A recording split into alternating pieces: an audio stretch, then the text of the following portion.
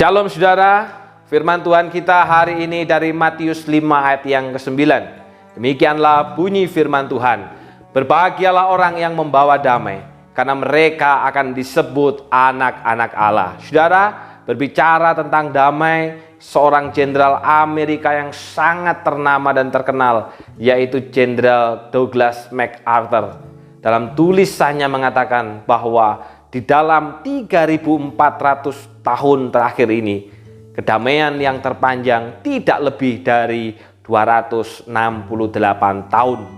Selebihnya, sejarah manusia adalah sejarah kekacauan dan peperangan, saudara. Dengan kata lain, sejarah manusia lebih banyak dipenuhi oleh kekacauan dan peperangan dibandingkan dengan kedamaian. Dan hal ini, saudara, memang sudah tidak mengherankan. Sebab setelah manusia jatuh dalam dosa, kedamaian seolah hanya seperti sebuah impian. Dosa telah membuat Adam bermusuhan dengan Allah. Demikian juga dosa membuat Adam bermusuhan dengan Hawa, serta Hawa dengan ular. Dosa membuat manusia bermusuhan dengan Allah, manusia bermusuhan dengan sesama, manusia bermusuhan dengan ciptaan lainnya. Sehingga di tengah-tengah dunia yang sudah jatuh dalam dosa, kekacauan dan penderitaan sepertinya lebih mudah diwujudkan daripada kedamaian. Tetapi saudara, firman Tuhan hari ini berkata kepada kita, berbahagialah orang yang membawa damai. Dalam terjemahan lain, saudara, berbahagialah mereka yang mengusahakan perdamaian. Jadi saudara, kita dipanggil bukan untuk mencari damai. Kita dipanggil bukan hanya sekedar suka damai, tetapi saya dan Bapak Ibu Saudara dipanggil untuk mengusahakan perdamaian di tengah dunia yang penuh dengan kekacauan dan persoalan. Kita dipanggil untuk menjadi peacemakers dan bukan troublemakers. Dipanggil menjadi sumber perdamaian dan bukan sumber persoalan. Bagaimana caranya? Saudara, kata damai dalam bahasa Ibrani itu disebut shalom. Sedangkan dalam bahasa Yunani disebut eirene, saudara. Namun saudara, kata shalom lebih sering dipakai dibandingkan kata eirene. Mengapa demikian? Karena kata eirene berarti sejahtera atau kedamaian hanya secara lahiriah atau luar saja. Sedangkan shalom berarti sejahtera baik di dalam maupun di luar. Bukan hanya sekedar lahiriah aja, tetapi juga di dalam hatinya. Nah saudara, shalom pertama kali terdapat dalam kitab Kejadian pasal pertama dan kedua. Yaitu ketika manusia pertama Adam memiliki relasi yang sangat dekat dan akrab dengan Allah. Sangat dekat dengan manusia, sangat dekat dengan lingkungan sekitarnya. Ini shalom pada masa itu. Namun saudara, seperti tadi di awal saya katakan, shalom ini menjadi rusak. Ketika relasi manusia dengan Tuhan itu rusak, manusia yang pada awalnya suka dengan kehadiran Tuhan, mendekat dengan Tuhan, ketika dosa masuk dalam kehidupan manusia, berubah menjadi takut dengan kehadiran Tuhan. Lebih lagi saudara, relasi manusia dengan sesama manusia pun jadi rusak. Termasuk relasi manusia dengan lingkungan di sekitarnya pun jadi rusak, saudara. Sehingga tidak ada kedamaian. Jadi saudara, orang yang membawa damai, peacemakers itu adalah orang yang pikirannya, perkataannya, perbuatannya mendekatkan seseorang dengan Tuhan dan sesama. Itu pembawa damai, saudara. Yang dimaksud oleh ucapan bahagia ini. Bisa jadi saudara, kemasannya dalam bentuk teguran, kemasannya dalam bentuk nasihat, namun isinya adalah untuk mendekatkan seseorang dengan Tuhan dan sesama, maka orang ini berarti membawa damai. Saya mengambil contoh saudara, ketika mendapati seseorang yang meninggalkan persekutuan di dalam masa pandemi ini, kira-kira apa yang saudara lakukan? Saudara, ada 4 tindakan orang pada umumnya. Yang pertama saudara, cuek. Ada orang yang cuek saudara. Sudah, jangan ingetin. Ntar kalau kita ingetin malah marah. Dan akhirnya kita menjadi bertengkar. Sudahlah, biarkan aja. Urusan rohani itu kan urusan masing-masing. Tidak usah ikut campur walaupun dia telah meninggalkan persekutuan. Itu yang pertama, saudara. Orang ini cuek dan orang ini nggak membawa damai. Ada orang yang kedua, saudara, dia nggak cuek. Saudara, dia ingin tahu. Tapi ingin tahu itu untuk apa? Dijadikan sebagai bahan perbincangan. Bukan untuk memberikan nasihat, saudara. Itu loh, nggak mau ibadah lagi karena online. Gimana sih orang tuanya kok bisa membiarkan? Gimana sih anak-anaknya? Gimana sih hamba Tuhannya kok diem saja? Padahal orang ini telah meninggalkan persekutuan.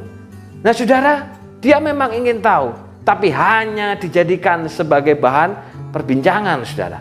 Nah ada orang yang ini pun bukan orang yang membawa damai. Ada orang yang ketiga, saudara. Ini orang ini mengingatkan. Tapi dengan nasihat yang salah.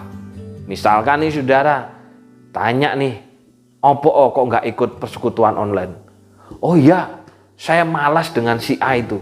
Kalau dia yang mimpin, kalau dia yang khotbah, kalau dia ini, saya malas. Oh gitu. Jadi kamu malas sama satu orang ini? Iya. Ayo gini, jangan lupa, ibadah itu untuk siapa? Ibadah itu kan untuk Tuhan. Jadi karena ibadah itu untuk Tuhan, maka jangan lihat manusianya, lihat Tuhannya aja. Waktu orang itu mimpin, jangan lihat orangnya, tapi denger aja nyanyinya. Waktu si A itu khotbah, jangan lihat orangnya, tapi denger firmannya. Nah saudara, ini kelihatannya menasehati saudara, tapi ini nasihat yang salah. Karena apa? Karena dia membawa damai manusia dengan Allah, tetapi tidak membawa damai manusia dengan manusia. Padahal pembawa damai itu adalah mendekatkan seseorang dengan Allah dan mendekatkan orang itu dengan sesamanya. Nah yang keempat saudara, ini adalah orang yang menasihati dengan benar. Misalkan nih saudara, kok nggak ibadah? Oh iya, saya nggak suka online, nggak enak online itu. Lalu kita berkata, ayo ingat, ibadah itu siapa yang harus disenangkan? Tuhan kan, bukan diri kita. Bisa jadi saudara memang nggak enak, tapi karena kita menyenangkan hati Tuhan, kita akan berjuang untuk tetap ibadah. Nah ini saudara, ini orang yang membawa damai. Dia mendekatkan orang ini dengan Tuhan dan mendekatkan diri dengan sesama. Bisa jadi saudara, karena teguran atau ingatan itu kita akan dimusuhi, kita akan dilawan saudara. Namun saudara, kita sudah menjadi pembawa damai karena berusaha mendekatkan seseorang dengan Allah dan sesama. Itu kedamaian saudara. Saudara, damai hanya terwujud apabila kita terlebih dahulu mengalami pendamaian dalam Tuhan Yesus Kristus, sehingga kita didamaikan dengan Allah. Ketika sudah menerima damai dari Allah saudara, kita akan melihat segala sesuatunya dari sudut pandang Allah, bukan lagi sudut pandang kita. Bahkan cara kita melihat dan menilai diri sendiri itu pun juga akan berdasarkan cara Allah melihat dan menilai diri kita sebagai gambar dan rupa Allah yang terus disempurnakannya. Ketika sudah mengalami perdamaian dengan Allah saudara, ada tanggung jawab yang Tuhan berikan kepada kita, yaitu agar kita menjadi pembawa damai bagi sesama, jadi peacemakers. Melalui firman Tuhan ini saudara, kiranya kehidupan kita selalu mendatangkan kedamaian bagi orang di sekitar kita, mendekatkan seseorang dengan Allah dan mendekatkan seseorang dengan sesamanya, maka kita akan menyatakan kehadiran Allah, Sang Sumber Damai Sejati. Tuhan memberkati. Bagaikan bejana siap dibentuk, demikian hidupku di tanganmu. Dengan urapan kuasa Roh-Mu, ku dibaharui selalu. Jadikan ku Allah dalam rumah-Mu, inilah hidupku di tangan-Mu. Bentuklah seluruh kehendak-Mu, pakailah sesuai rencana-Mu. Ku mau seperti-Mu Yesus.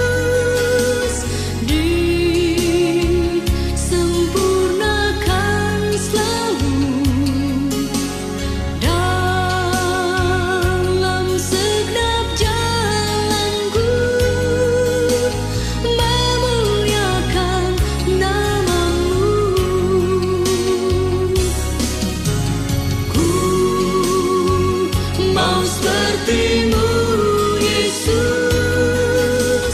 disempurnakan selalu dalam segenap jalanku, memuliakan nama-Mu. Mari kita berdoa. Bapa yang di surga, kami bersyukur untuk firman-Mu pada saat ini yang mengingatkan kami Tuhan bahwa kami dipanggil tidak lagi untuk mencari damai, untuk menikmati damai, untuk suka damai, tetapi juga kami dipanggil untuk menjadi pembawa damai dimanapun kami berada, baik di tengah-tengah keluarga, di tengah-tengah pelayanan, di tengah-tengah gereja, maupun juga di tengah-tengah pekerjaan, bahkan di tengah-tengah perkuliahan maupun dunia pendidikan. Sehingga kehadiran kami Tuhan mendekatkan seseorang dengan Allah dan mendekatkan seseorang itu dengan sesamanya. Bukan sebaliknya, Bapa, kami menjadi sumber daripada persoalan. Ketika kami hadir di sebuah persekutuan, maka memisahkan orang itu dari Allah dan memisahkan orang itu dari samanya. Mampukan kami Bapa, supaya kami menjadi pendamai-pendamai. Oleh karena kami terlebih dahulu sudah mengalami pendamaian bersama dengan Engkau. Hamba-Mu berdoa Bapa, untuk komisi-komisi yang ada di GKT Banyuwangi, yang mulai akan mengadakan pemilihan pengurus. Kira Tuhan tolong, bahwa menjadi seorang pengurus itu adalah kepercayaan yang dari Tuhan. Ketika Tuhan sudah mempercayakan, maka Tuhan akan memperlengkapinya.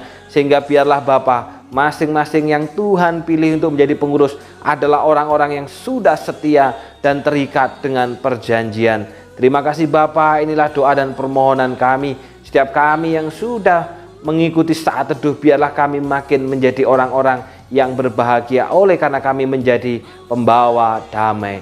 Di dalam nama Tuhan Yesus kami sudah berdoa. Amin.